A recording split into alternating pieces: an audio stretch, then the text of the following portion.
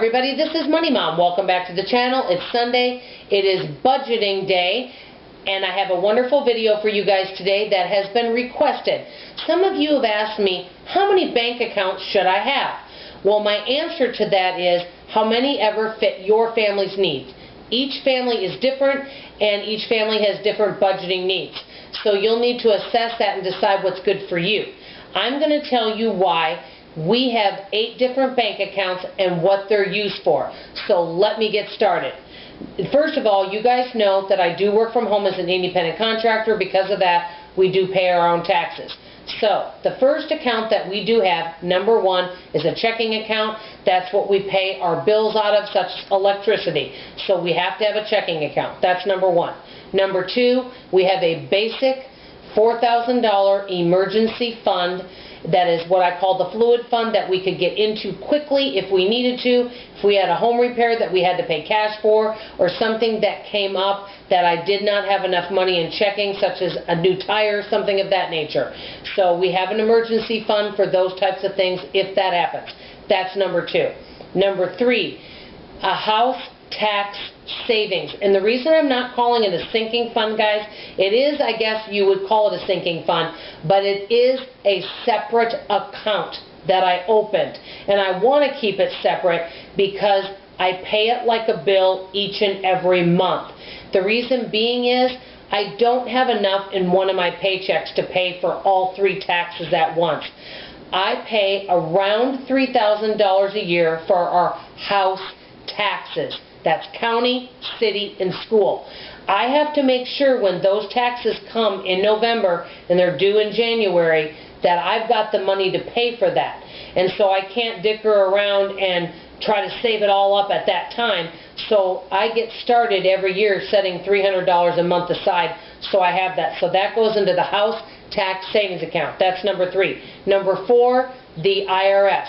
I pay taxes quarterly because I'm an independent contractor, so each month when I get paid, I take a portion of that money and I put it in that account, and I also like to pad that account so that I make sure that I have enough money and that I'm not delinquent or late on taxes, and that I've got enough money into that account. So those 2 accounts are very important. They're a separate savings account. You can call them a sinking fund, but it's a separate bank account. That's number 4. Number 5, I have a gift travel fund. We don't do much traveling, but because I haven't really had much of a Christmas, Hanukkah gift account, I have started that this year where I'm putting $70 aside each month for gift travel. This way, if one of us needs to go fly home or fly somewhere, or we do want to purchase a gift, we'll have money in that account. If we don't use it, it can just sit there, or we can move it to another savings account. It's all right. Number 6, my daughter's education fund. She has worked and earned some money. We don't use tons of that money, and we also add to that fund also. She has her own savings account. So that's number 6. Number 7, I have a YouTube savings account where my money that I make from YouTube, thank you, wonderful, wonderful subs, that I earn money, and that money goes into a special savings account just for YouTube. What we're planning on doing with that money as we save it and grow it is it'll be electronics, such as a new computer or something that we might need for the YouTube channel, or if, say, somebody's computer goes down, we can use that money, and also updates on the home and things like that. For example, we really do need a new fence in our backyard, so that might be some money we use for that. So that's number 7. Last but not least, number 8, and this is one that I started recently, is my Discover savings account. And my goal is to save around $25,000 in there, and that pays at a higher interest rate.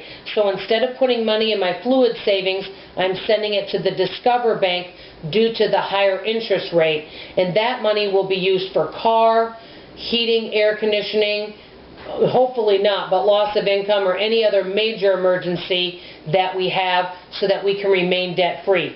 These are the accounts that our family has, Every family needs to do what works for them. This may be too many accounts for you, so each family can sit down, have a meeting, and decide what do they feel is right and good for their family.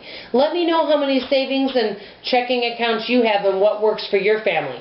I always love to hear your budgeting tips as well. This is Money Mom signing off, and as always, I love you. Bye-bye.